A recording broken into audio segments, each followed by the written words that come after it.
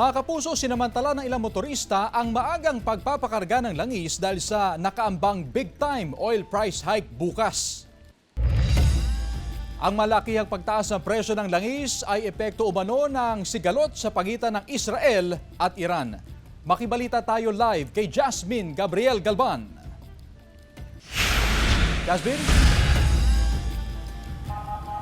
Chris, kasabay ng big-time oil price hike, magkakaroon ng fuel subsidy ang national government sa mga PUV drivers at operators. Ayon sa Department of Transportation, inihahanda lamang yung guidelines para ma-identify kung sino nga ba yung mga authorized na makatanggap ng fuel subsidy.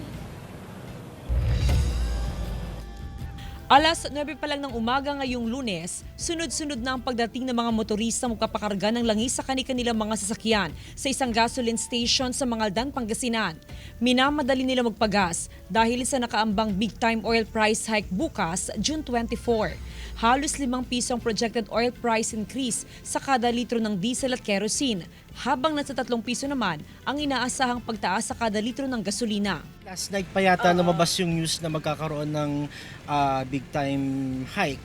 So yeah, mabuting maisambot ng magpakarga today. Tataas.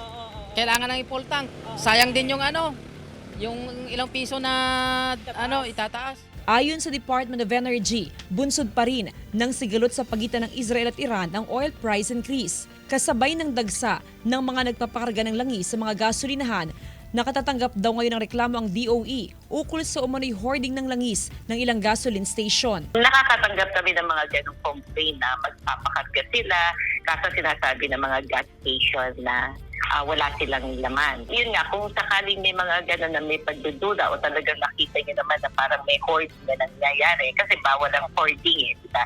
So dapat ipagbigay alam sa Department of Energy. In fact, regular din naman yung inspection na kinoconduct namin.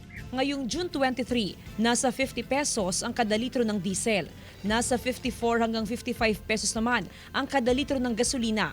Inaasahan hanggang mamayang gabi ay dadagsa ang mga motorista sa mga gasolinahan para humabol na magpakarga ng langis.